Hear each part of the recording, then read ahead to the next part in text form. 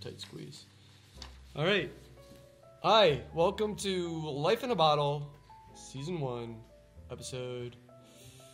dare I say it? -2. That means we only have 2 more chances to get this almost correct, and we're pretty far away from that. So, today, exciting.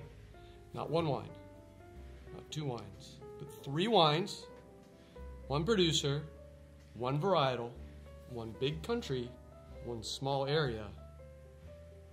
What country are we in? We're in Canada. Canada. And You knew I was going to do that. I did, but I was proud you didn't sing. Canada. No, I'm wrong. So, we're in Canada. We're in Canada. And we're on the Niagara Peninsula. And we're on the 20-mile bench at Toss Winery. Toss? Toss? Toss? Toss. Why do we keep picking wines that I can't pronounce? Toss. Toss? Jim Morrison said toss. Toss. Tawse? It's T-A-W-S-E. Toss. Toss. Toss. Like I'm sharpening my tawse. I kind of like toss. No, I'm saying it wrong. Toss. Yeah, I think Toss? so. Toss. Toss? We're going with toss. Toss? Jim Morrison said toss. Let's Toss. go with toss. Blame Jim. Tows. Toss? Tawse? Really? No, that would be wrong altogether. All right, so the varietal. Did we talk about the varietal yet? It's Chardonnay. Chardonnay from Canada. Chardonnay. So the first wine is not just estate fruit, but he also purchases some fruit from friends. Exactly. And that's the 2015. That's correct. And then the other 2 wines, it's all estate fruit. One, the estate wine, is from different vineyards that he owns. Mm-hmm. And the other is from a particular vineyard. I think it's Quarry Ridge. Quarry Ridge. Fantastic. And those 2 estate wines are 2013. 2013. Mm-hmm. And those are both organic and biodynamic. Bum, bum, bum, bum.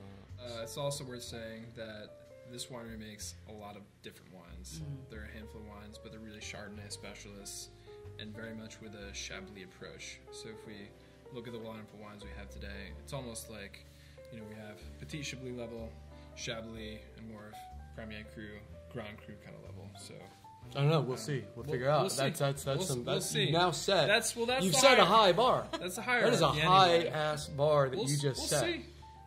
All right, We'll cool. see. So let's jump in, I guess. Yeah. All right, We're gonna look at let's talk. You guys talk about the color. I'm going to do this, and we'll see if this actually works for all you viewers. Color's pale straw, and it's definitely on the light side compared to like your average California Chardonnay. It's not that super rich golden hue. This is pretty pale. It looks more like white Burgundy than it looks like California Chardonnay. And that's wine number 1. And I'm working left to right. Left to right. Fantastic.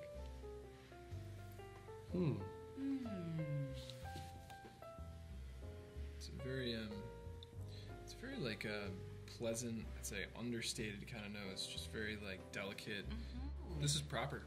This is delicious. This is legit. Oh. This tastes much less like something you'd find in California and much more like something that you might find from a brilliant Oregon producer or Chablis. Very clean, kind of steely sort of feel to it. Is it the acidity I'm picking up in there, Cody? It's crispy. Yeah, it's really... It's easy. It's lots of oak barrels here, but not a whole lot of new oak barrels. So it doesn't have the flavor of new oak. It's very restrained and clean. This gets me excited to try the next 2. Yeah, for sure. Floral notes for sure, Cody. That's nice. One quick word on soil. It's grown in Cabernet, which is the same soil that you find in Chablis.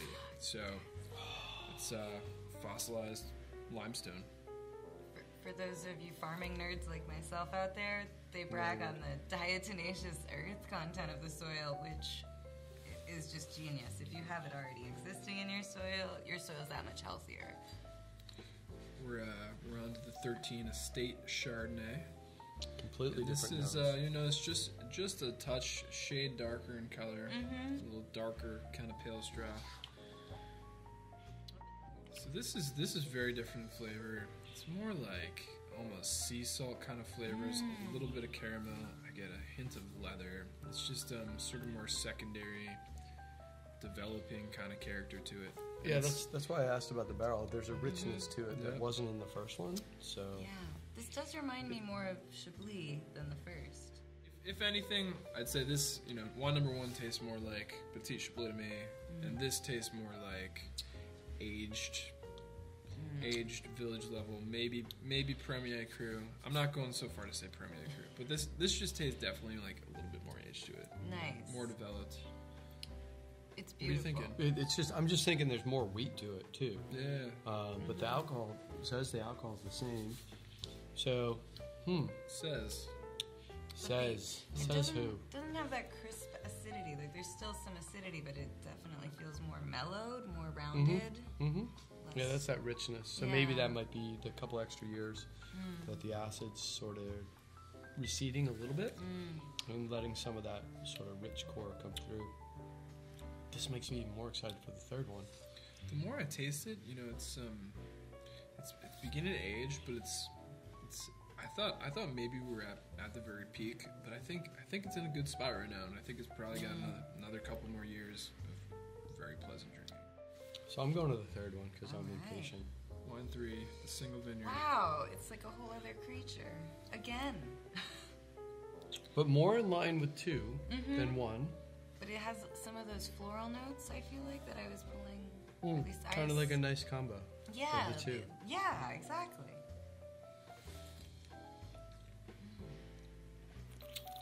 Oh yeah. I find it fresher too. Fresher, but more packed. There's a lot of stuff in here. More fruit, Yeah. more earth, more everything. More fruit, more earth, but more of that aged, mellow, kind of almost caramel quality that was like a note here.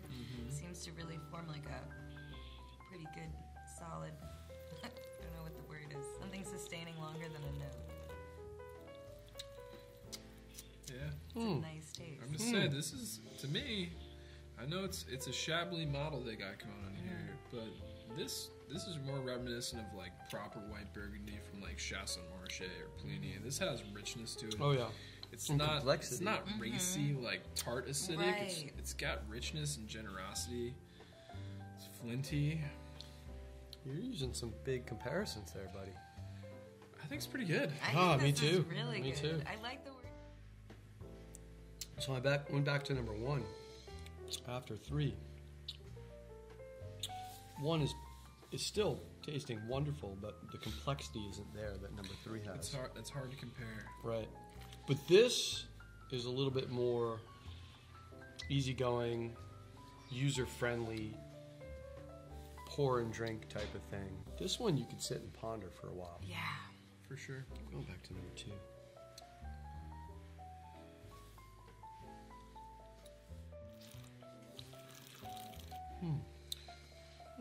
Two is it's definitely more mature, right? Mm-hmm. But they're very I like them all for different reasons. I don't know. I think there are also the other thing is there's three distinct price points here too. Right. So, this one's more in like the 22-ish. Don't quote me. This is more the mid 20s to like 26ish, I think, and this is touching closer to 31, 32 type of concept. So, that's a pretty big spread from one to the other, and I think they're all, quality to price ratio is there. Yes. This is definitely a $22 white. No This is doubt. definitely a $26 or $27 white, and this is definitely a $30+ white. I could see myself dropping 40 on a bottle like this. What are our thoughts on age worthiness? That's a good question. I think so. I read some windows online. I think my personal impression is that this first one probably fresher is better. It'll it's gonna go a couple of years and it's gonna be nice and clean and it's gonna be fine for a couple of years. Wine number two, my first impression is maybe hold another year or two, but probably not longer than that. Gotcha. And wine number three is pretty serious. I think this is This is the pedigreed one. I think this is going to go the long haul. Maybe like 5 to 8 years. I was a little worried or concerned or curious about the 13s.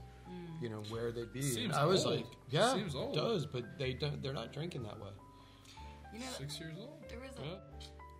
So, one of my objectives for this was to pick a wine to offer on Friday, right? Our Friday wine offer.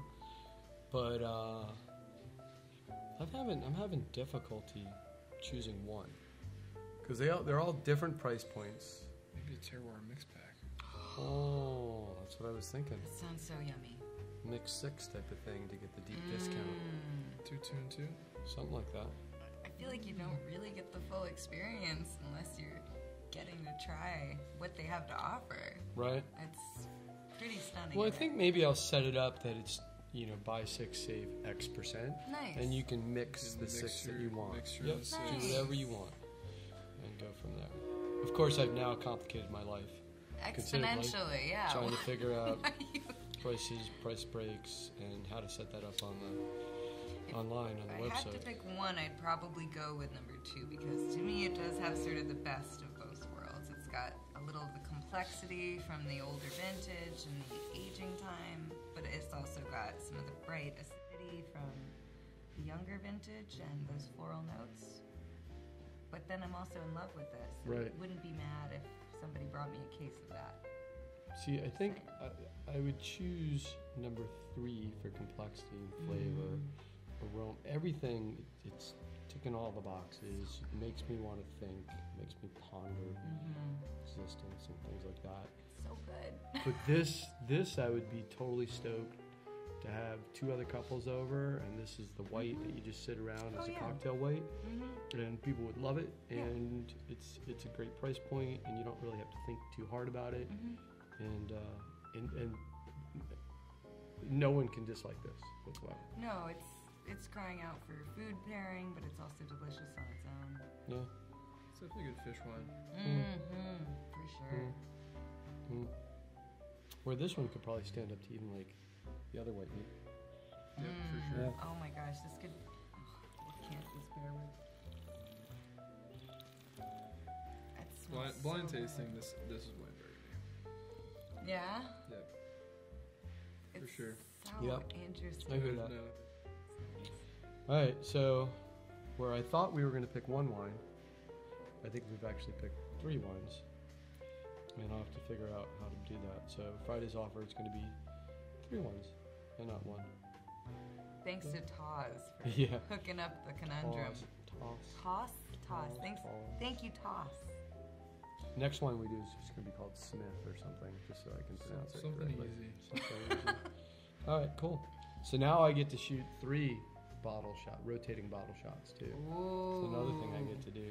It'd be cool if I'm you set pretty him in his excited. panel, so it's like Charlie's Angels, and they're just. Oh, now you're like, I don't know. That could be my fun. next video production lesson on How do trying you to get do that 3 video panels on the one? Well, at the same time. I bet I can figure out how to do that. I'm sure you can. You're very smart at this. I'll just look at YouTube. All right, we're done. Cheers. Cheers.